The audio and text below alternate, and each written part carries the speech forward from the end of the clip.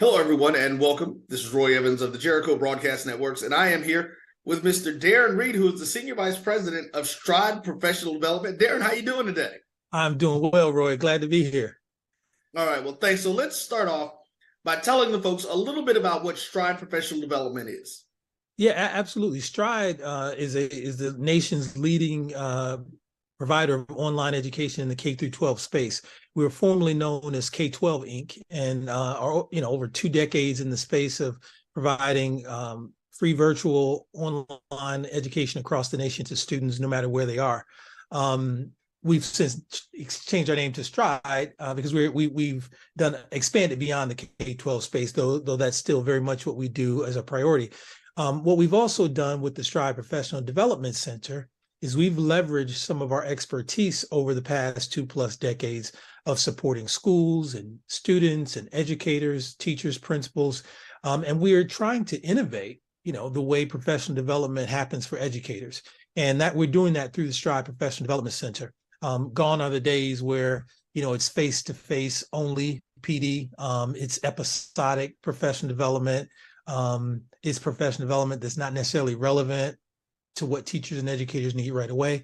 So the Professional Development Center is designed to solve that challenge with some unique and innovative ways of delivering content.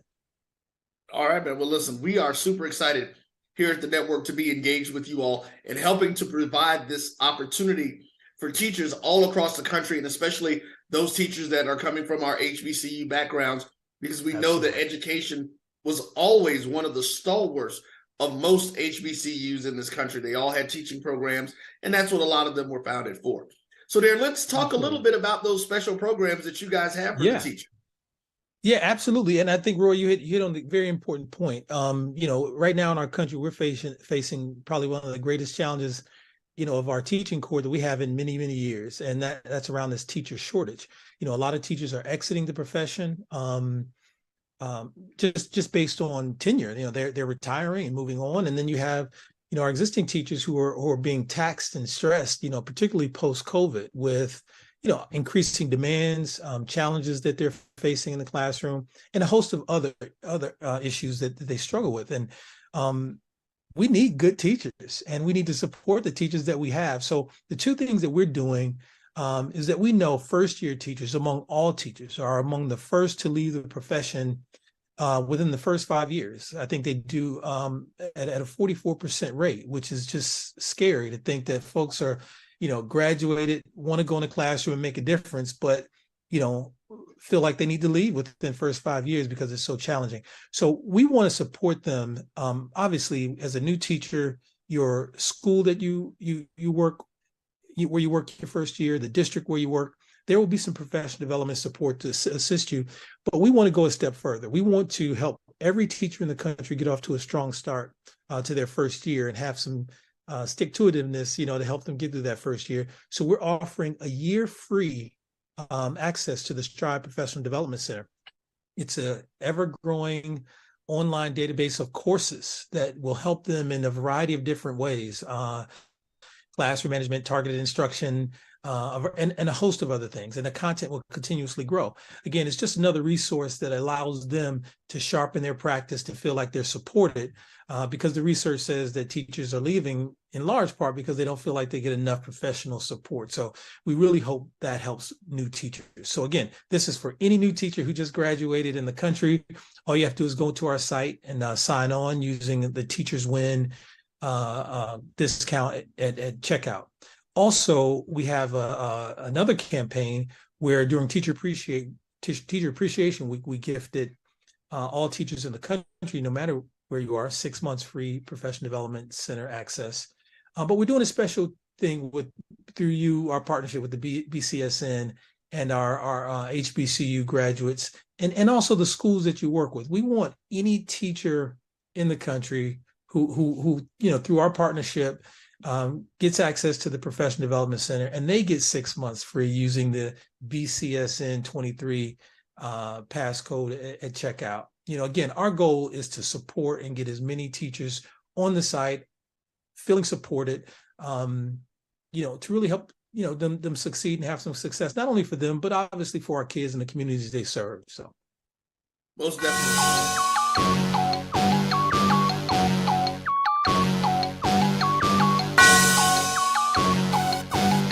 Yeah. I love my HBCU. And boy, I love it, love it. I love it, love it. I love my HBCU. And man, I hope my team they won one. Yeah. I hope my team they won one. Yeah. Man, I hope my team they won one. I hope my team they won one. Yeah.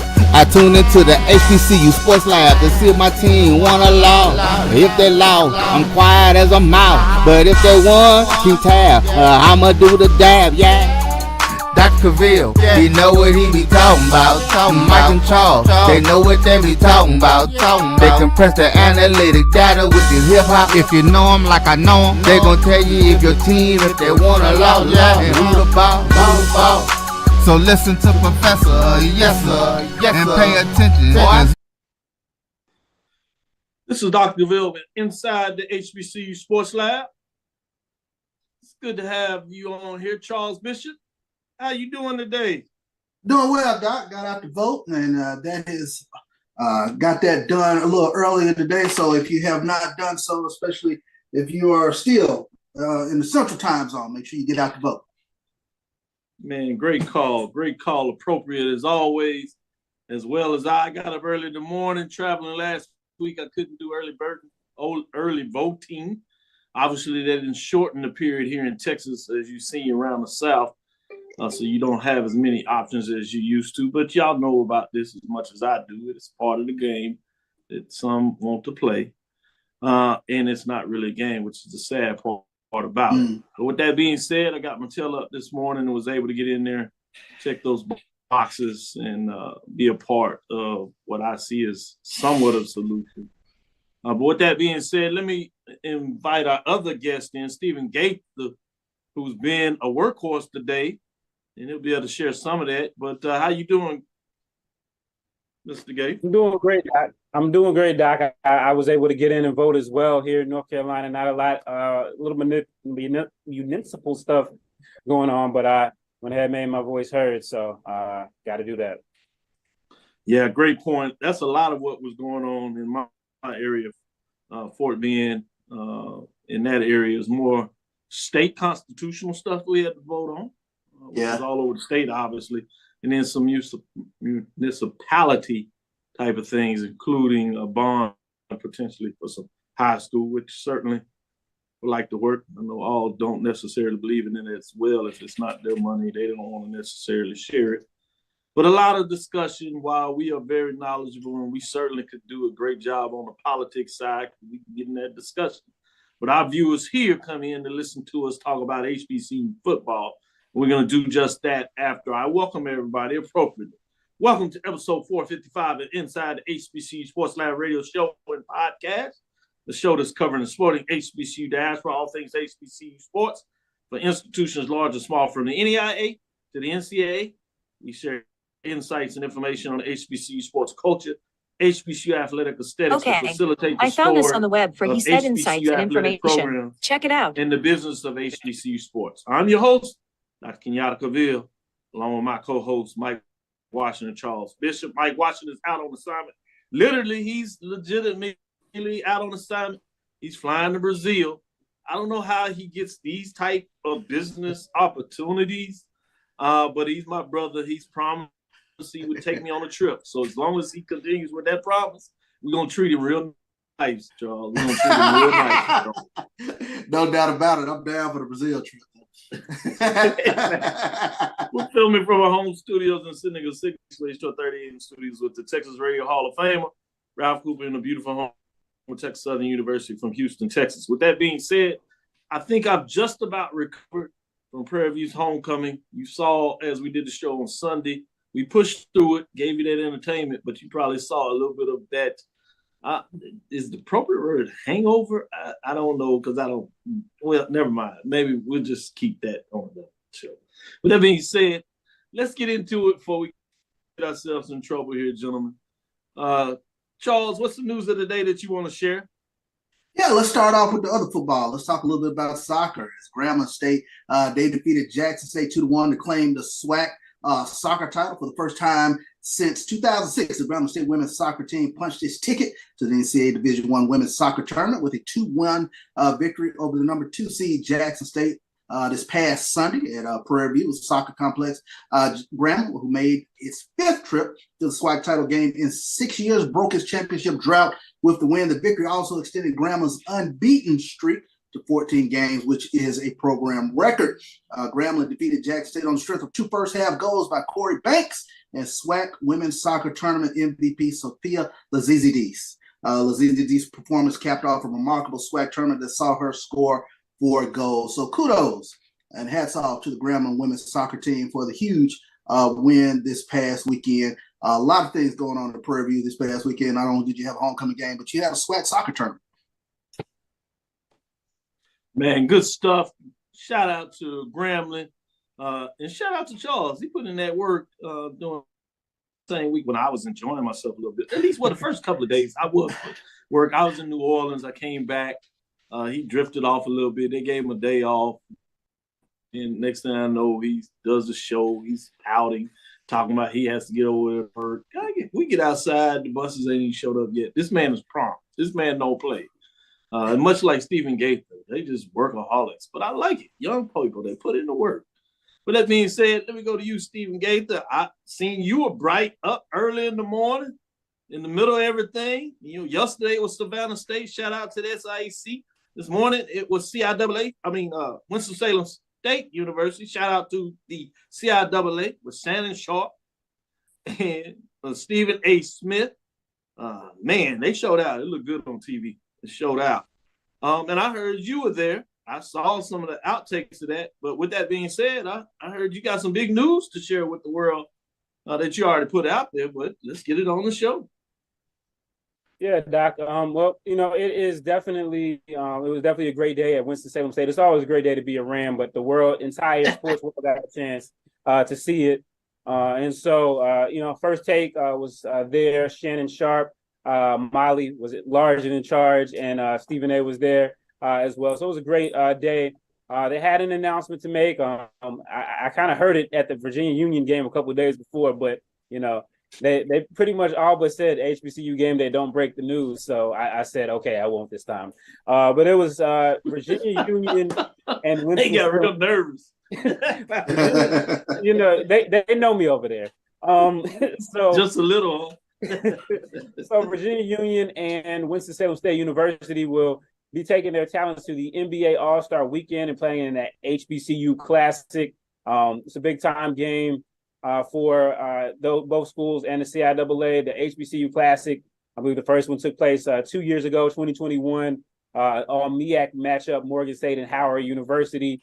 And then last year was an all-SWAC. It was the Grambling State and Southern University. And now they've brought it home to the oldest HBCU conference and got two HBCUs with a lot of basketball history in Winston-Salem State University and Virginia Union University. Between them, they have 4 NCAA titles. First one won in Winston-Salem State. They also have, 2 basketball Hall of Famers as players, Earl Monroe and Ben Wallace, and then also head coach Clarence Big House Gaines, basketball Hall of Famer as well, and hopefully sometime soon Dave Robbins will be as well, definitely deserving. So it's really exciting news.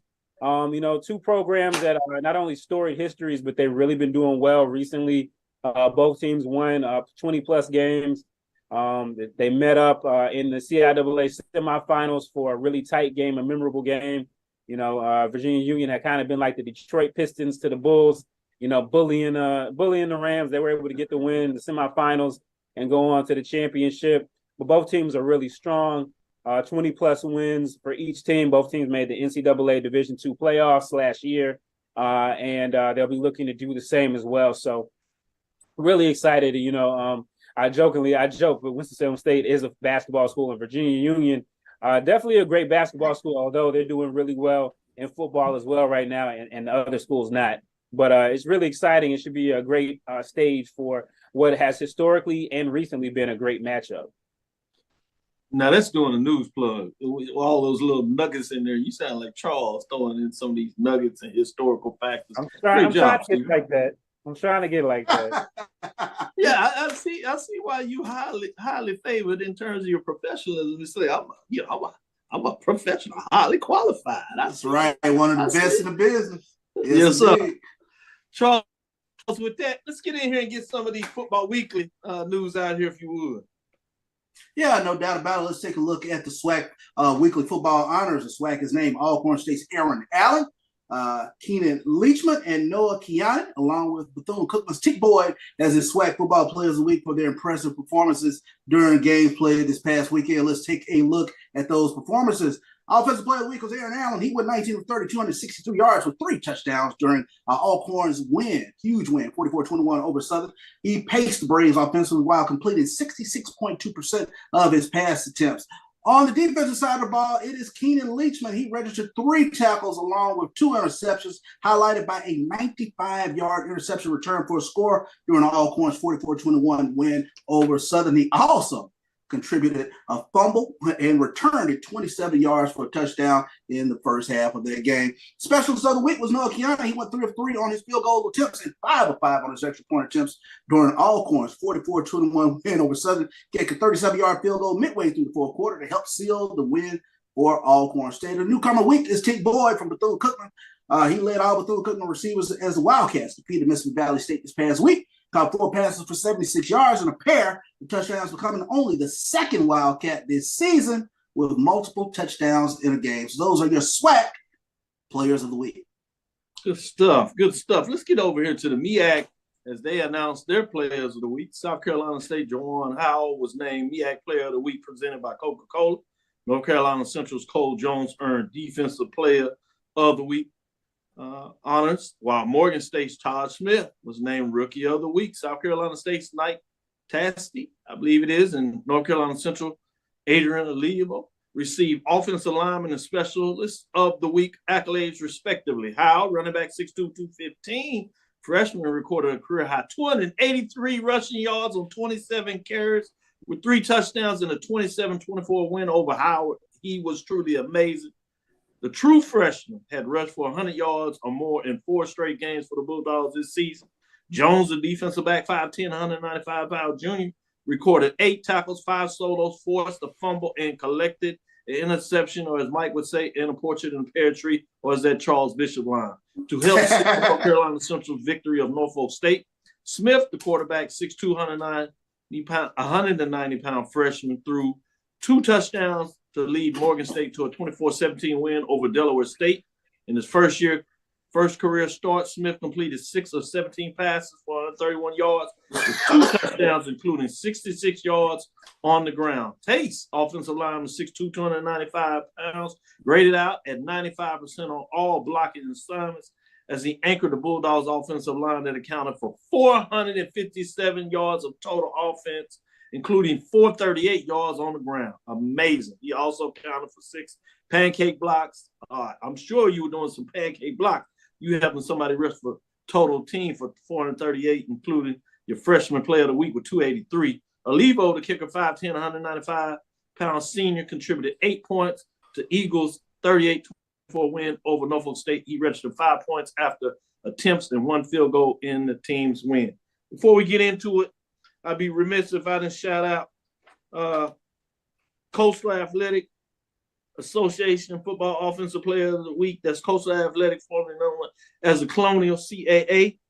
You know, this is Hampton. Stephen Gaither calls them the HBCU killers in terms of how they just seem to beat everybody in the HBCU landscape. Elijah Burris, junior running back, Hampton. Gastonia, North Carolina, Mountain Island Charter. Burris rushed for a career high 173 yards. And a career best for 4 touchdowns on only 14 carries, 12.4 yards per carry, as Hampton rallied past Maine 42-35. The junior had scoring runs of 1 and 80 yards before providing the game-tying and game-winning scores with a pair of 7-yard touchdown runs in the fourth quarter, including the final one with 1:48 to play. It was Burris' 5th 100-yard effort in the past 6 games. Lastly, before we go to this break, come back on the other side, see the poll ranking. We're going to get some special dialogue with CIAA, bring on another special guest to get it in here. Stephen Gaither knows him well. We'll talk a little bit more about that. We're going to give some special love since we got Stephen Gaither in the CIAA football. Our next guest is a D2 football guru, as many people say around these parts. We're going to talk a little about the CIAA football championship, Virginia Union, Fayetteville State, as they head to Salem for the 2023 CIAA football championship. With that, we'll be right back on the other side. Come back and check us out as we do the poll rankings, see what these guys think about my poll rankings, and really getting to talk of the CIAA football championship and more. Stick with us. We'll be right back. Are you hungry for authentic Caribbean food like jerk chicken, oxtail, red snapper, shrimp, Tofu and Rasta pasta? Well, find your way over to Mango's Caribbean Restaurant, 180 Auburn Avenue, right next to Royal Peacock in downtown Atlanta. Them belly full, but we hungry. Mango's Caribbean Restaurant, open daily from 11 a.m. to 10 p.m. And on Friday and Saturday, we're open till 4 a.m. Come to Mango's and put some spice in your life. So we've got a good thing going. Mango's Caribbean Restaurant, 180 Auburn Avenue, right next to Royal Peacock In downtown Atlanta. For more info or directions, call 404-698-3992. Or log on to mangoscaribbeanrestaurant.com. For instant coupons, text MANGOS to 313131. Tell your mama hungry, papa hungry, brother hungry. Mango's Caribbean Restaurant. Authentic Caribbean cuisines. Open up the door, tell your mama hungry. As technology continues to bring changes to the world of education, it's time we also reimagine teacher professional development. Gone are the days of one-size-fits-all learning that can only be accessed at a specific time and place. The Stride PD Center is an on-demand library of mobile-friendly courses that allow educators to learn anytime and anywhere. Our dynamic courses provide bite-sized learning and help educators advance their knowledge while also gaining professional development hours. The best professional development plans are those that include a level of flexibility and choice for educators. Whether you're a teacher, school, or district, visit us today to take charge of your learning. The Cavil Group is a Florida-based marketing and training consulting firm.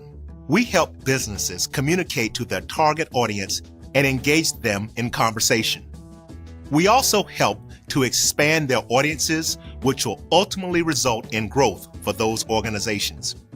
In addition to being a certified constant contact specialist, my colleagues and I are also certified in John Maxwell Leadership Principles. We use these proven principles to conduct workshops, training, and private coaching sessions for individuals and companies looking to take things to the next level.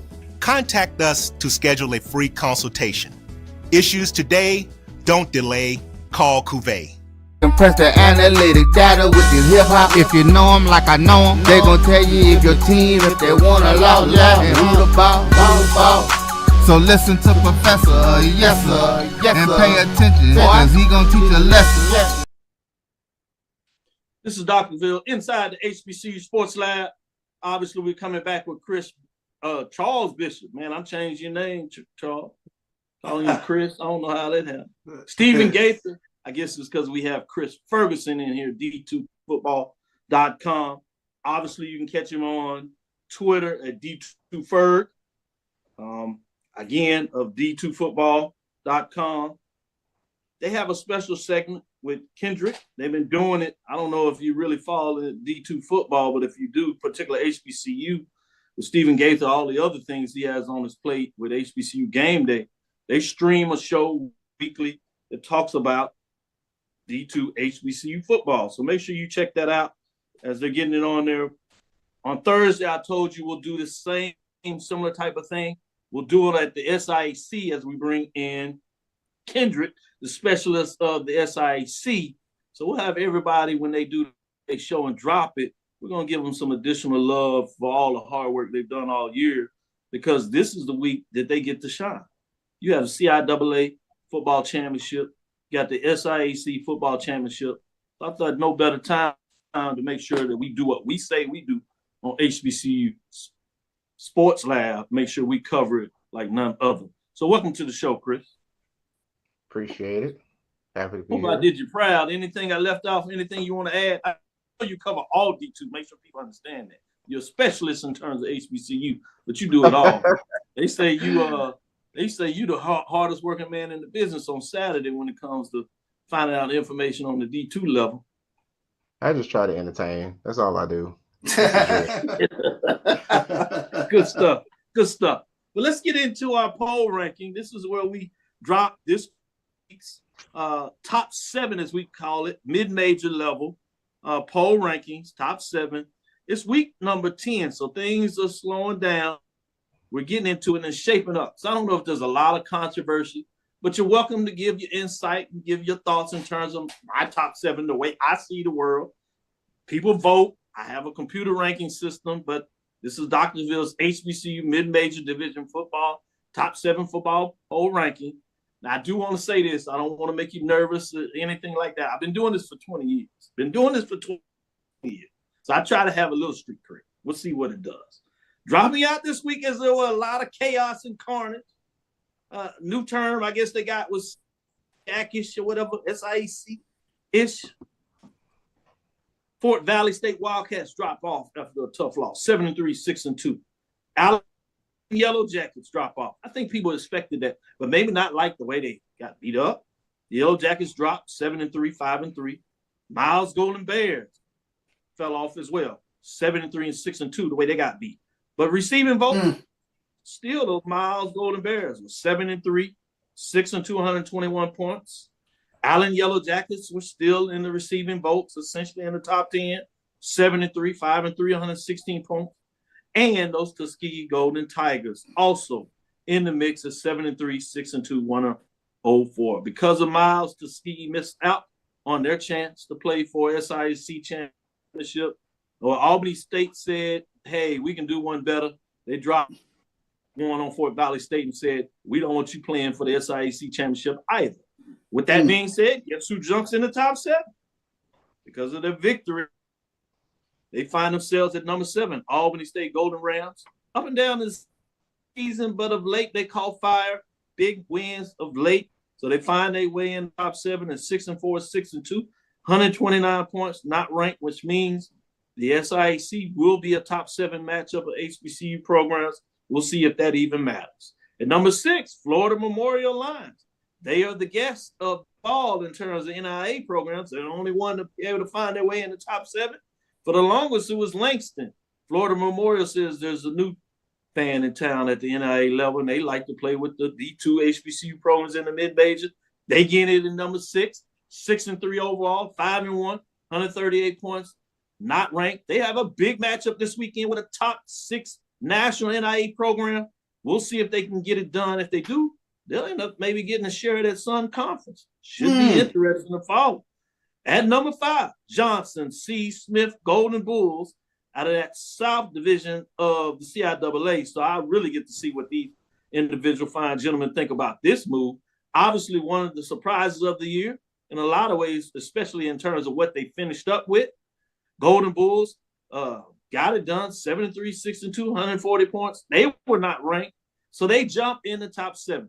Well, enough of these teams are not ranked that jumped in the top 7. Our top 4 are regulars. At number 4, Virginia State Trojans, 8-2, 6-2. They had a tough loss to Virginia Union, hang with them, but could not get it done. 144 points. They do drop one slot from number 3, but they're still in the mix in the top 7. At number 3, Fayetteville State Broncos, 8-2, 8-0. I don't know if there's a such thing as winning ugly, but they sure win differently, but it's the way they get it done. 8-2, 8-0, 163 points. They move up from the 5 spot because they just continue to do it week after week, it seems. With that being said, at number 2, not surprised to many, Virginia Union Panthers, 9-1, 7-1. They were tired of knocking on the door. They're finally in there for the CIAA championship, 180 points. Staying at number 2, they set up a matchup in this CIAA championship, 2 versus 3, nationally ranked teams, as you think, but they're in the mix. Should be a good one. We'll get Steven and Chris to tell us about that. At number 1, Benedict Tigers, they just continue to churn. We're not talking about this year. We're talking about from last year. Undefeated again, hold on to the number 1 spot all season long, and unanimously, in terms of all 9 votes, they're 10-0, 8-0 in the conference race as they do it in style, beating up the Cinderella Allen Yellow Jackson said, not ready for the ball at this time. they take the glass slipper and slam it to the ground, break it in many pieces in the hearts of all those Yellow Jacket fans. 189 points as they do it, ranked number 1. With that being said, we're going to let the guest, Chris Ferguson, get in the mix first. We'll go to Charles and then Stephen gets to close it out. What are your thoughts in terms of Dr. Cavill's top 7 in week number 10, Chris? Well, it's hard to argue against that. And the one thing that jumps out is now hold on. We got the guru here, and he said, Charles. To argue about that. Now he's gonna add on something to it, but I just wanted to get that part on record. Are we recording this? I'm just making sure. Go ahead, Chris. Yeah, Chris, you did the disservice that time. You don't pump his head up. But I mean, like when you look at that top 7, you know, those who that Albany out there has just, you know, put everybody down. And yeah, they might have a little bit better record, but they ain't got past them. I mean, that's a big piece of that. Florida Memorial, people may have forgotten that they beat Edward Waters, you know, to start the season. I mean, that counts for a lot in my book. So yeah, and then you've got that top half. I think the one that really stands out to me might be Virginia State. You know, now Virginia State and Fayetteville, you know, Fayetteville is the champs still, and Fayetteville has beaten Virginia Union, although in less than stellar conditions. So, you know, I'm really looking forward to see if they can redo that in more ideal conditions. And that's what really sticks out to me. But, you know, Benedict's number 1 in the region right now, you know, looking at playoffs. And so, and Benedict is taking some shots. You saw what happened at Savannah State, right? They bounced back in the second half. You saw what happened with Miles. They you know, in the end, they couldn't pull it out. It was Benedict, Teflon, and then Fayetteville State, Teflon. So, you know, right now, that's a solid list. That's a solid list. Thank you, Chris. You can come back anytime you wish. Charles, what are your thoughts in terms of my top 7? I think it's Chris says, yeah. I know if it's Chris says it, then it's law. But I think, you know, take a look at it. It's spot on. The team that stands out for me is Florida Memorial, especially when you're talking about what they're in their 3rd year of existence in terms of playing football, and a team that's battling for the Sun Championship this upcoming weekend. That really stands out for me, and the way they put up points this season. They've been a prolific football team. But you take a look up and down this list, I think it's solid. Benedict has been the monster that has, you know, eaten everything this past season. Unfortunately, you know, Virginia State kind of fell down toward the back end of the season. But I think this is a pretty solid list when you take a look at the teams that are the final 7, the Elite 7, if you will. Oh, Charles, as always. Stephen Gate, top 7. What you have to say? Okay. So I'm gonna say I like the list. I like it. I see why you did what Here it comes. I see why you did what you did. But There's always a method to the madness. Alan. I just think you can't take you take Allen off. You take Albany State off. I'm sorry. They got the win. Congratulations. They're going to the championship game. Yes, they beat them. And Allen lost to Benedict. Albany State has not played Benedict, correct? They've not played. Correct. Yeah. Congratulations on Allen for Albany State for making the SIC championship game. Maybe they'll be the ones to break the spell for the rest of the SIC. But I don't know. I don't know. I got an Allen crush. I'll just say that. So but it's just if I was to nitpick.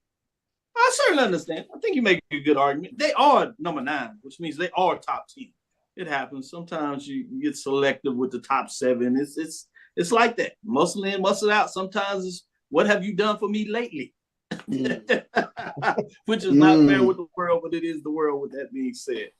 With that said, let's get into our next break. We'll come back on the other side and do what we're really here and talk about the CIAA championship. We'll get all the insight, all the information you get right here. So stick with us. We'll be right back after this break.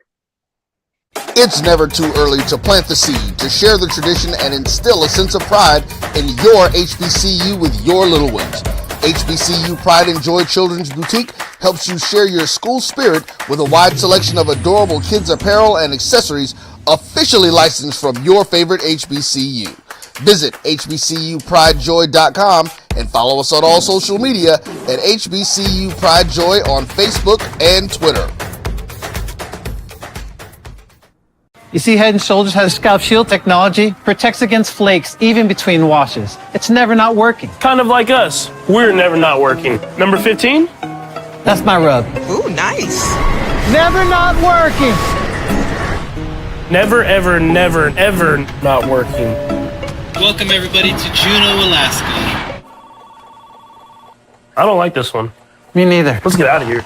Dandruff protection that's never not working. Head & Shoulders Scalp Shield technology. From novice to aficionado, find yourself here.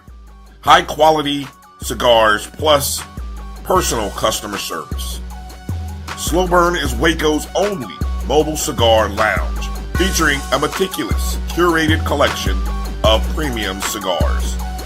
Visit our website, www.slowburnwaco.com. That's www.slowburnwaco.com. Press the analytic data with your hip hop. If you know them like I know them, they gon' tell you if your team, if they want a law, and who the ball. So listen to Professor, yes sir, and pay attention, cause he gon' teach a lesson. Minutes on the segment, 12. This is Dr. Bill inside the HBCU Sports Lab with Mike Washington, Charles Bishop. Mike Washington is out on assignment, but we have Stephen Gaither, HBCU Game Day. There's Ferguson of D2Football.com. If you would follow both of them to get your insight. Also, as I said, they do a streaming platform. Check out the shows. I think you do it on Monday. Wednesday. Wednesday at 7:30. Thank you. Wednesday at 7:30 at 7:30 Eastern. Yes, 7:30 Eastern. Yes, sir. Got it. With that being said, let's get into the CIAA matchup. Let me see if I can set this up. Salem, Virginia. Salem Stadium. CIAA championship game. That's Saturday, November the 11th. That's 12 o'clock Central Standard Time. HBCU Go TV is where you can see the madness. We have a top three matchup. Number 2, Virginia Union Panthers, 9-1, 7-1, with a rematch against number 3, Fayetteville State Broncos, 8-2, 8-0. You heard Chris talk about it. Less than stellar conditions. Our old colleague, A.D. Drew, he just comes out and says it was in a hurricane. He doesn't even play around with it in terms of what he thought, in terms of what the conditions look like. With that being said, it's a matchup, a chance and an opportunity for somebody to be crowned champion. I'm going to go with you, Stephen, first. What are your thoughts in terms of the CIAA matchup? Well, I think this is a year. It's been a year. It's been 13 months in the making. I saw these two play back at the end of September 2022, and great games. Virginia Union won that 31-28 down to the wire. Jada Byers did what he did, and they took that win. And I thought I see that matchup again in Salem, but Virginia Union did the unthinkable and faltered. Fayetteville State broke that curse the 5th time they got the charm. So, and then obviously you mentioned the monsoon game. So, this is a game that has been a long time coming. I'm really interested to see. These are two teams that they met again in that game, and Fayetteville State did like they've been winning all year, which is by the I don't know whatever you call it, of the horse, the hoof of a horse. They've just been able to exactly get the horseshoe, get that hoof out. Yeah, they must have a lucky horseshoe on those horse foot. So it's been even if you look at last week, their game was already over against certain team that wears red and white, and they were down 24-7 in the first half, and you're like, oh man, well, they're gonna lose heading into the championship game. But credit to Coach Richard Hayes Jr. nephew of great Bill Hayes. He found a way to win the game, come out on top, and it just seems like everything has bounced Fayetteville State's way all year. Can it happen once again? This is a Virginia Union team, and it looks really good. I saw them in person on Saturday, and everything was kind of working their way. Virginia State their kicking game just totally left them to the point where it was laughable. I actually laughed in the face of some of the fans on the fence. I had to apologize. So I think this is, again, Coach Dr. Alvin Parker. He's an alum of the school. He's re-energized that school. He's got a proud football history. Yeah. Jada Byers, that run game and the offense. I mean, if they can be successful passing the ball the way that they were last week and run the ball against Fayetteville State, I think it's going to be a long day for the Broncos. But they just I don't know, man. They just seem like they got some juju down there in Cumberland County that's been working for them. So we'll see if they've broken the spell of Salem. Shout out to Dr. Parker. We've had him on the show, interview, got some of his gears as he talks about that English and mixes it in with the soul, if you would, in terms of tennis shoes with the sneakers. Good stuff. Shout out. You're right. He told us last year Virginia State would be in the mix. With that being said, I'm going to go to Charles and get his thoughts on the CIAA championship game. Well, I wanted to ask this question of you two in terms of what is it that makes Jada Byers special? Because, week in, week out, coaches talk about, making a team one-dimensional. And most of that is talking about stopping the run. But week in, week out, this is an individual who's going to have over 20 some odd carries, upwards of 100, 150 yards, something to that effect. But what kind of is the key to trying to corral Jada Byers? Go ahead, Chris, and then Steve. One of the biggest things that's different about Jada Byers than even the running backs that they have on their team is vision. I mean, Jada just seems to know when to make the right cuts, when to make the right moves. And when he does that, and that offensive line, I mean, we always talk about the difference in the CIAA from top to bottom is the offensive line play.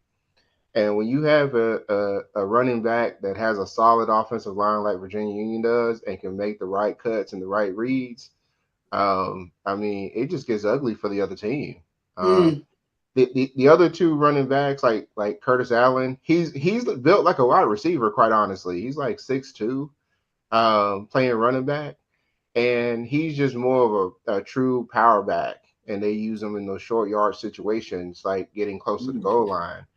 But Jada Byers is more of the home run hitter, just because he just knows where the right crease, and he's small enough to fit through those creases. And can be elusive in that way, especially when they're trying to, whether they're running between the tackles, whether they're going towards the edge. I mean, he just knows where the right spot to get to. Steven? Yeah, I would echo what Chris said. You talk about vision, that's great. But also he's slippery too. He's just, he'll get in there, you think you got him tackled, and all of a sudden he's just got his legs churning and he's right there. He reminds me a lot of Tariq Cohen. I had to watch him for all those years over at North Carolina A&T, where it's just like every time he touches the ball, there's always he's literally a home run threat. I think they've been, doing better. They've been finding more ways to get him the ball, even involved in the passing game a little bit. He had actually a receiving touchdown last week, instead of a rushing touchdown. So. They're being really innovative in ways to get him the ball as well too. I don't know if he's 100. I don't know if he's 100%. But even at if he's at 90, I mean he's still good for 6 yards a carry.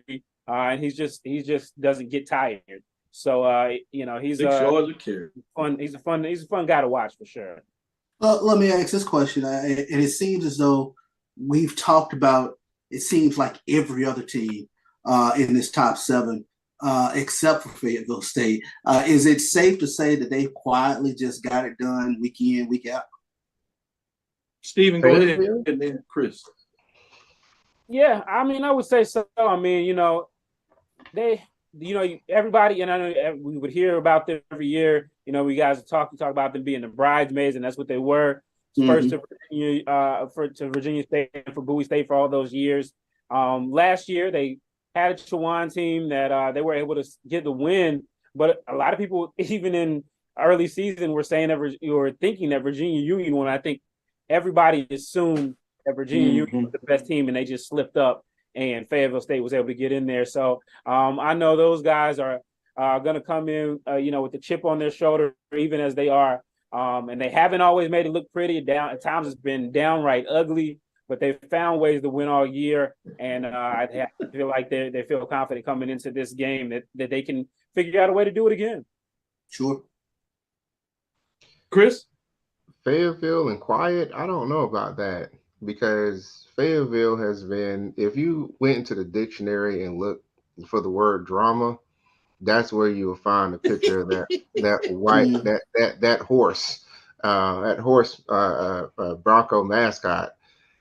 To me, it hasn't been very quiet because of the fact that they've just always been in games where it's just a dogfight, and so you have a lot of teams that are just flashier. In the CIAA, John C. Smith is a little flashier. Virginia State, flashier. Virginia Union, everybody's just looking at them because they were kind of the team to watch to get to the championship game this year. And then even Winston State turned into a little bit more flashier as the season wore on. But Fayetteville State was kind of that let me grab my lunch pail and go to work. Steady presence. Yeah, just very steady presence. But every time you're looking, like, as the Southern Division went on, you're just like, how are these guys going to win this week? That's really what it turned into for me. And we really just saw that, even like this past week, not to relitigate what happened, and that, oh gosh, it's just unacceptable. But that's as I look at Steven. But Fayetteville State, who averages 15 points a game, scored 40 points to win the game. If that's why I just say that this team finds a way to win. That's just how mysterious they are. And you can't you think you got them pegged, and you don't. And I guess that's what I was alluding to, because like all season we'll talk, of course, Benedict, but Allen and the way they've come up, Florida Memorial, the way they've come up. You talk about Virginia State and the season they have, and it just seems as though week in, week out, I just keep an eye. Fayetteville State, just like you said, lunch pail type team, just kept steady presence, and lo and behold, they're in the championship game again. So.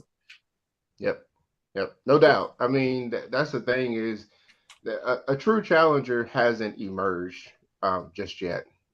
We think we have one in the Southern Division, and it just doesn't come. And I think that's the difference now between the SIAC and the CIAA is that, you got a Fayetteville State that, can get to the championship game, 6 years in a row, just because of the fact that the way the divisions are set up.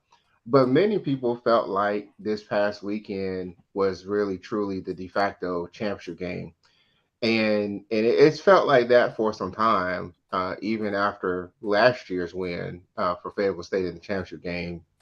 There's just so many other games that have happened that had that more championship mentality. I mean, think about it. Salem is not going to have 15,000 people at the game. That's what you had at Virginia State, Virginia Union. That's a championship level game. I mean, the Division II national championship game doesn't draw like that. Wow. So great point. Interesting. Chris, any final thoughts that you want to give on the matchup? Well, the biggest thing that I'm really looking forward to is Virginia Union's defensive line. Those guys have, for all of the press that happens across both these two teams, to me, they're the game breakers of this game. And if they can really get to the quarterback and slow down Fayetteville State, like we have seen in prior years, like Bowie State's defensive line of prior years be really strong and disrupt what Fayetteville State's able to do on offense, it could be a long day for the Broncos. But again, FSU is going to make this dramatic, I think. I don't think it's going to be very easy. I'm just looking forward to seeing how it plays out. Good stuff. With that, which direction If I had to pull it for you, Chris, I had to tell you to give me the go. Which direction you going? Virginia Union Panthers at number 2, or do you see a slight upset with the Fayetteville Broncos ranked number 3 getting it done? You know, last year I voted against Richard Hayes in this game, and I paid for it dearly. So I'm gonna go with the champs to the end. Nice. On my other show, the D2 football show on Sunday nights, they got the Virginia Union players got my boy Justin and tagged him on his pick. So I'm willing to accept the punishment that comes with this pick. I'm willing to accept that. I am not willing to have Richard Hayes look at my picture and say, "I told you so" again. I'm just not willing to do that this time. Chris does get called out by name by coaches in the CIAA. Right. That's what I've heard. I say on the first name basis. Stephen Gaither, which direction you going? Well, I'm going to be at this game, so I'm going to withhold. I'm going to withhold my pick. But it doesn't matter, right? I'm going to get smoked from either way because some way, somehow, somebody HBCU game day said something that they didn't win. That's just the way these things go. So yeah, pretty much. Yeah. So I don't know. I feel like it's a toss up, to be honest with you. That's fair. Very few times, but we'll let you off the hook on this. Charles, which direction you going? I get the home team to give this up. Yeah, until I see a team stop Jada Byers, I just got to go with the Virginia Union. I mean, week in, week out, I think, like you mentioned, you touched on it, Chris, their offensive line opens holes for him, and he's just a game breaker. And I just, until I see him stopped, which I haven't yet, I have to go Virginia Union. Good stuff. You heard it here first. Charles Bishop, Chris Ferguson, Stephen Gaither. We'll be right back after this break. We'll get into some major division talk. We'll see if the gentlemen want to stay around, or they got a busy schedule, so they may have something else to do. But we'll be right back on after this break, and we'll see. T. Madden & Associates is a sophisticated and experienced law firm located in your neighborhood. We're turning injury to cash. T. Madden & Associates obtained almost $2 million for my injury. They turned my injury to cash. Now, we can't guarantee how much your injury is worth, but we've recovered millions for our clients. Call T. Madden & Associates at 833-PAID-123. That's 833-PAID-123. This is Ryan Fulford. AD Drew and I are co-hosts of the BCSN Sports Wrap. We talk about all things related to HBCU athletics. From the games, teams, coaches, and fan interest stories, we cover it all. You can find our shows on Facebook at BCSN Sports Wrap, YouTube at MyJBN Online, and everywhere you listen to podcasts like Anchor, Spotify, Google, and Apple Podcasts. You can also find the show on the Jericho Broadcast Network's app. Make sure to download. We look forward to you joining the conversation and being a part of the show. Press the analytic data with your hip hop. If you know them like I know them, they gon' tell you if your team, if they wanna loud, and who the ball. So listen to Professor, yes sir, and pay attention, cause he gon' teach a lesson. Dr. Ville's inside the HBCU Sports Lab. Chris Ferguson literally had some homework to do. D2 Ferg on Twitter is where you can catch him. That's Chris Ferguson. D2football.com, and you can catch them also with Stephen Gaither and Kendrick on D2 HBCU football, streaming on HBCUGameDay.com. With that being said, we're going to get into the major division. Before we do that, I think Charles wanted to give some accolades, shout out to somebody. Yeah, let me shout out my guy Dave Barnett, man, my Saturday morning golf group, and all the Qs that I play golf with on Saturday morning. A lot of those guys, big Prairie View Panther backers and whatnot. But shout out to my guy Dave Barnett checking in tonight. No doubt. I'm surprised Dave Barnett has recovered, as I saw what Q Nation was doing over there. He Maybe said, not. hey, come smoke a stogie with the Qs and chop it up. Man, more than happy to. Dave, appreciate the invite. We'll catch up. We'll make sure we get it done. We got some good football. Somebody's going to be celebrating, so I'll celebrate with somebody and smoke it up in terms of a stogie. Somebody's trophy is going to be held high. With that being said, Stephen Gaither, I think you wanted to get in the party with a shout-out as well. Yeah, I'm gonna give a shout out to Juwan Howell. You know, South Carolina State. Got a chance to see him in person a couple of weeks ago. Man, a really big, talented back, and he's from best of all, he's from my backyard, Morrisville, North Carolina, 704. The part that's not in Charlotte. Also, Burris from Hampton as well. You know, he's from I think he's from Gastonia. And so, you know, there's a lot of talent in North Carolina. You know, we're a basketball state, but you know, there's a lot of talent here. So shout out to both of those guys. So look, if you're looking for some running backs, come to Iredell County. We got you. No doubt. No doubt. They show talent around those parts. With that being said, let's get in the major division. Dr. Bill's 2023 HBC Major Division Football Poll Ranking, week number 10. It's getting close. With that being said, dropping out this week with Southern Jaguars. They fall to 5-4, 4-2. You saw what happened to them against the Braves. It was not kind. The Braves went to chopping, and boy, did they chop. With that being said, receiving votes, Southern Jaguars still stay in receiving votes, though. 5-4, 4-2, as I said, 169 points, just outside of the top 7. Essentially ranked number 8, Howard Bison. 4-5, 2-1, as they have a showdown this weekend. It should be interesting to see, can they get back over some of their wins as the Dogs bit all over them. Boy, it was ugly. K9s came out and did not want to play. 4-5, 2-1 are the Bison, 148 points. With that being said, Prairie and the Panthers, they got it right on homecoming. They improved to 4-5, 4-2. They set up a showdown as they go to the Bluff with the wounded Jaguars. Can the Panthers take on their cousins there? You got the Panthers, nothing more than the Black Jaguars. We'll see who's going to rule the day.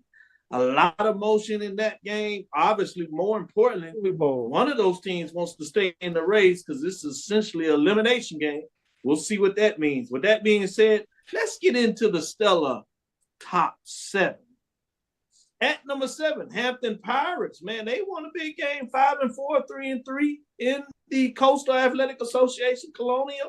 They have found a way to get back into the winning circles. With that being said, they jumped back in the top 7, 177 points, and they were not ranked last week. At number 6, Tennessee State Tigers. They fooled everybody, it seems like, but couldn't quite hold on to it.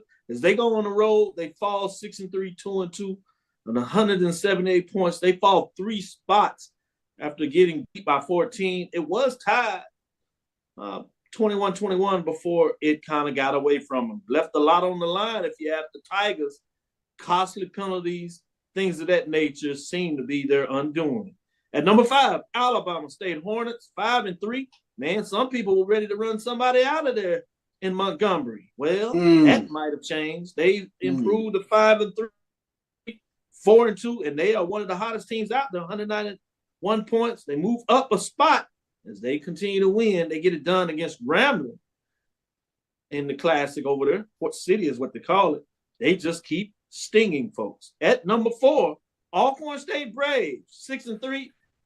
They made their statement, no longer quiet, 5-1, and they look to see if they can put a stranglehold on the West where everybody wants to be mixed up and matched up. Well, they got a lead on everybody there. If they win out, it's a done deal. 192 points, Breeze ranked 5, so they do move up a spot. They have a big one this Sunday as they go on the road to Texas Southern University. Yeah, Texas Southern seems to not be getting it done with the losing record, but they actually played a lot of close games. They stunned the world this Sunday. If not, you certainly have a setup for the Soul Bowl, Capital City Classic, whatever you want to call it. It's going to be a good one in 2 weeks. A little ahead of our skis. Let's get back to number 3, which are that Jackson State Tigers, 73, 5-2. Guess what? They're off this week, 260 points, but they move up a spot getting it done last week against those Texas Southern Tigers. It did come down to a 2-point conversion that would have sent it in the overtime, essentially. But Texas Southern continues to do what they do. As Jackson State Tigers, they just win 73, 5-2 in the conference race. At number 2, Florida A&M Rattlers, 8-1, 7-0. 5 first place, 244 points, ranked 2. They jump into the coaches' FCS top 10 at number 9 this week as a nationally ranked team. Boy, you talk about what could be in the celebration bowl. Two top 10 FCS programs, 1 and 2. One team on the cuff, a returning champion. Got a little more action before that being said. The Braves said, hold on. A couple of other teams in the West said they want a rematch at it as well. But with that being said, setting up for a big one this week before we go to number 1, North Carolina Central Eagles at 8-1, 3-0, 7 first place votes, 246 points, ranked number 1. Man, are they getting it done. It's amazing when you go on the road and you seem to be the team that wants to be the hunted. You beat up on the team last year, but you faltered against the Bulldogs of South Carolina State. And so Howard got a co-champions. They celebrated, rightfully so. They were co-champs. But it seems like North Carolina Central Eagles took it personal. With that being said, it's interesting when you go on the road and you're going to go to a home team and still take it personal. Man, that's intriguing. We'll see what it is all about. But you got the number 1 ranked team going into Washington, D.C. against Howard Bison. They say they're resurging and they want a piece of it. We shall see. With that being said, right now we're just talking about the top 7 matchups. With that being said, Stephen Gaither, what do you think about my top 7 in week 10? You know, I generally I get it. I know you do week to week, so because the only thing I had was a loss is a win over Lincoln worse than a loss to Miles for your 5 and 6. Good point. You know, but other than that was kind of it. I see Southern fell off the wagon. I told you I was off the bandwagon last week, and they fell and for good reason. So you got off of that train right on time because this show did crash in Lawrence, Mississippi. And I don't know, and also I told you so, Ranks. I don't know if it was here or if it was also on HBCU Nightly, but I did say that Buddy Pugh was going to pull off that upset. You did. So, you did. I think you said it on both.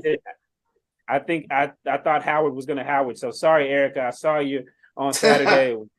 Really nice. I hate I have to keep picking against Howard and they keep messing up.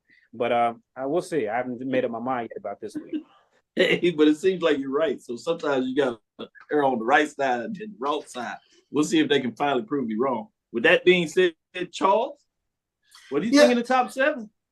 I think we're right on point. I think North Carolina Central and Florida A&M, they've had statement wins. I think on national TV audience, Central over South Carolina State, big statement.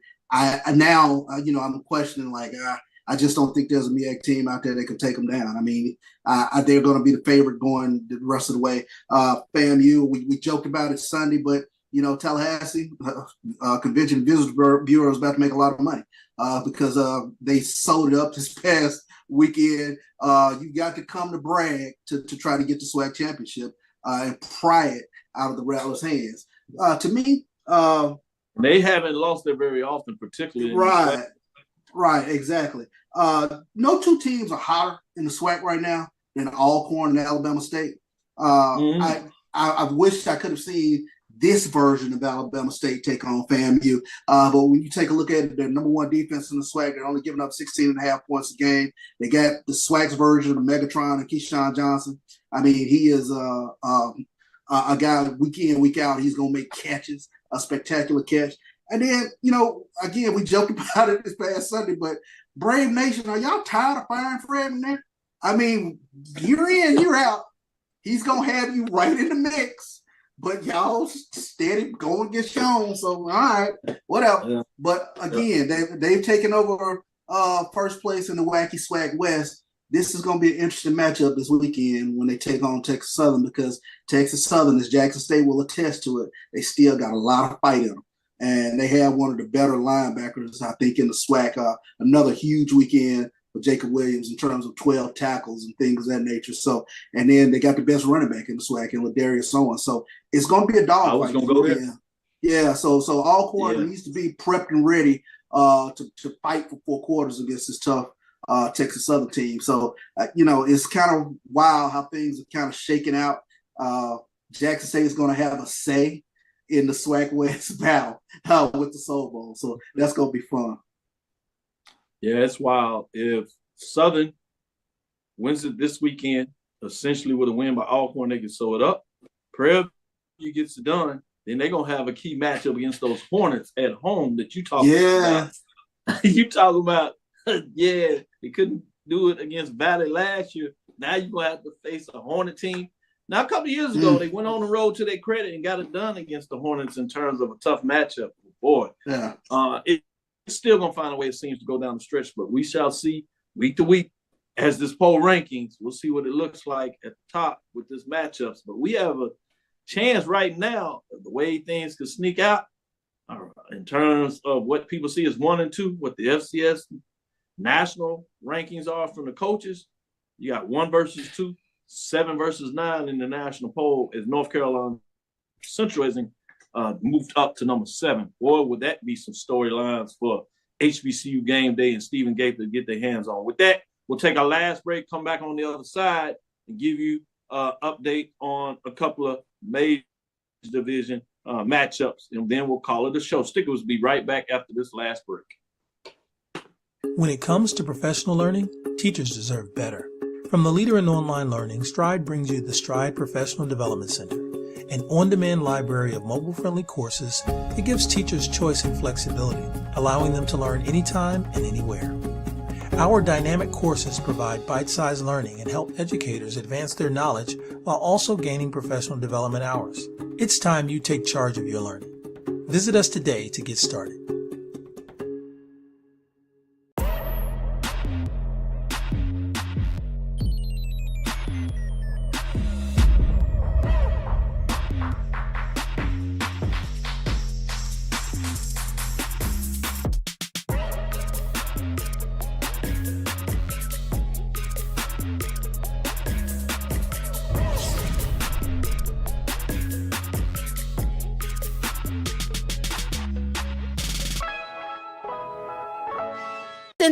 Press the analytic data with the hip hop. If you know them like I know them, they gon' tell you if your team, if they want a lot, and who the ball. So listen to Professor, yes sir, and pay attention, cause he gon' teach a lesson. This is Dr. Bill inside the HBCU Sports Lab with Professor Bishop, Professor Gaither. Gaither, man, I heard you doing some adjunct teaching in terms of how to write, how to get your film on, and how to do some new media stuff. So we're going to give you your perspective dues in terms of the work you did. With that, we got 3 independent matchups that we believe it's important that we break down. These are key games in various formats. The first one has national implications in terms of one of the programs. But for the HBCU program, Charles kind of alluded to this early in terms of restarting the program and coming back. They have a chance to get at least a share of a championship in the Sun Conference. Quite amazing. Miami Gardens, Florida, they're at home. Betty T. Ferguson Stadium, Saturday, November the 11th at 11 a.m. Central Time. The high noon in Florida as they get it going. They have number 6 coming to the stadium. That's number 6 NIA program. Historically White College University, if you didn't aware of it. Kaiser Seahawks are 7-2 overall and 6-0 in terms of the conference standing. They're at number 6 in terms of our mid-major ranking that we just released. Florida Memorial Lions are 6-3, 5-1. Chance to get at it. They had an earlier chance where they were playing a top-ranked team and couldn't quite get it done. This time they're at home. Stephen Gaither, what do you think about this matchup in terms of Florida Memorial and Kaiser? Well, obviously it's a big. This may be the biggest game of the new Florida Memorial football program. You know, they started it back during the pandemic. They were the only HBCU to play in 2020. They played a couple games before calling it quits. So it's great to see this program, continue to rise from the ashes and really make itself a player in the NAIA. We saw Edward Waters take a similar track, prior until it, advanced and is now at the Division II level in the SIAC. So I think for Florida Memorial, the Lions have battled some teams, Division II teams, as well as some good NAIA teams. There's a chance for a statement win, and I like Coach is doing a great job with them. Coach Bobby as Coach Bobby. He's doing a great job with them. And so I think they get it done. I think it's going to definitely be a tight one, but I think this is a statement win for Florida Memorial. And I'm looking forward to them making that statement and announcing that they are the big cats in the NAIA. Nice. Did Charles? Did you hear Stephen? Did he just drop a little dime there when he talking about as they prepare to join the SIC and NCAA Division II level? Did he come? No. I didn't. No. Not breaking news. No. I'm just saying, building as an NAIA program. Okay. As an NAIA program. Yeah. Oh man. As if I don't get enough already. Thank you for turning it up that much. Yes, thank you.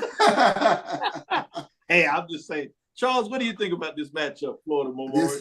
This is a huge matchup for Florida Memorial in terms of taking on this tough Kaiser Seahawks defense. But I do believe as Saquon Smith goes, so goes this Florida Memorial offense. Huge weekend this past weekend. He threw for 3 touchdowns, 282 yards. Now they got a little bit of balance with that throwing with Walter Winton now going for over 100 yards, I believe, 2 weeks in a row. So I like Florida Memorial at home. I think this is a statement victory for them. Good stuff, Charles. Good stuff. Man, Florida Memorial, boy, if they can make this statement, it would be huge. Both of y'all saying they will do that. I like it. Let's get into the classic major division game of the week, Hampton, Virginia, Armstrong Stadium. Those that have been following HBCU sports like us, remember when this game was a playoff game, Hampton at home couldn't quite get it done. Remember the President Harvey running down the sideline chasing a referee after he thought he got an unfair call. It was just that type of game. Armstrong Stadium, though. Now it's a conference matchup in the Coastal Athletic Association, CIA, Saturday, November 11th at 12 Central Standard Time. Flow Sports, William and Mary, the Tribe. 5-4 overall, 3-3 in the CAA. At number 7, as we just released in our major division ranking, Hampton Pirates, sitting at 4-5, 3-3. They have a chance at a winning season, which would be significant just overall for the program in terms of where they've been, particularly playing as a member of the Coastal Athletic Association, formerly known as the Colonial Athletic Association. With that being said, Charles, what are your thoughts in terms of this matchup with Hampton and William and Mary?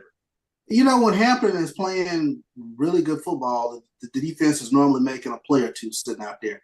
And this has got to be a game where the defense steps up against this tough William and Mary team. But Elijah Burris, he has to have another Elijah Burris type day. Again, he rushes for over 120 some odd yards this past weekend.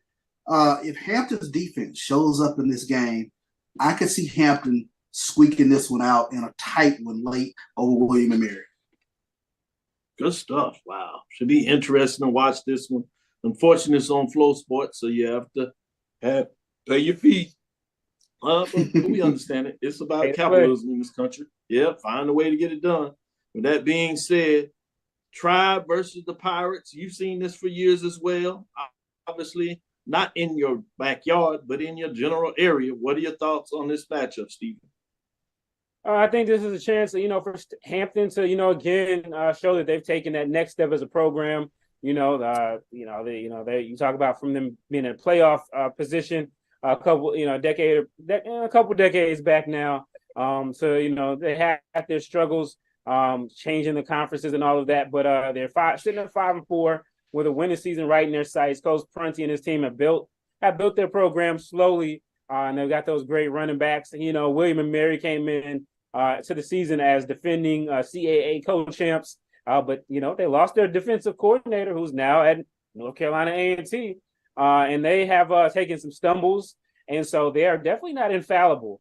And I think this will be a huge win, also for Hampton in terms of not only CAA but recruiting as well. And I like what Coach Prunty and those guys have cooking. If they can hold on to the ball. Chris Ellis, I'm talking to you. If you can hold on to the ball and make those turnovers, that's the difference in the game, because they can score. They can score, as Charles said, if their defense gets any help and their offense doesn't shoot itself in the foot like I watched them do against State in person. then I like this team a lot, and I think they can pull it off. So I'm gonna roll with Hampton. I think they can pull it off. Good stuff. Good stuff. Our independent bonus game of the week will be a non-conference matchup. A conference matchup, major division game. Charleston, Illinois. They just came from South Charleston over there. Now they're in Charleston, Illinois. O'Brien Field, the Big South Conference game, OVC. Both of these teams been in OVC for a while. So this is Saturday, November 11th on ESPN. You have number 6 Tennessee State Tigers from our major division rankings that were just released, 6-3, 2-2. They're at Eastern Illinois, the Panthers, that are also at 6-3, 2-2. Obviously, that loss last week to Charleston really put a damper on what everybody was excited about, OVC, BC, Big South, if you would, championships. But there's still a chance to make a statement in terms of how things work out. They might find a way to get a co-championship out of things. With that being said, I'm going to stick with you, Stephen. What are your thoughts in terms of the Tigers against the Panthers? I think this is they got a big opportunity ahead of them. Obviously, last week was a disappointment. You guys are on a roll. Beating teams and trying to drum up fan support and things like that. But you got to go on the road. So they faced a Charleston Southern team that I think was Georgia, Clemson. I think it was Clemson maybe who they kind of gave Clemson a scare at a certain point. So Charleston Southern, no slouches. But I think it's a big bounce back game for Coach George and his program. They got a recruiting win earlier this week with with a really talented guy there. So it'll be really interesting to see. Let me go to you, Charles, in terms of this matchup with the Tigers. There's all things going on. Number 6 Tennessee State Tigers, 6-3, 2-2. Somebody was asking me when they was all frustrated with the fan support on the road. I said, what would this look like if they were playing number 2, as FAMU obviously has a non-conference game. If this is a conference matchup in the SWAC with Tennessee State number 6 playing FAMU. Well, it's not to be, and it's not the Panthers of Prairie View. It's Eastern Illinois Panthers, 6-3, 2-2. Still important in terms of the BSC, OVC, if you would, Big South Conference, Ohio Valley Conference. What are your thoughts in terms of this matchup of Tennessee State Tigers?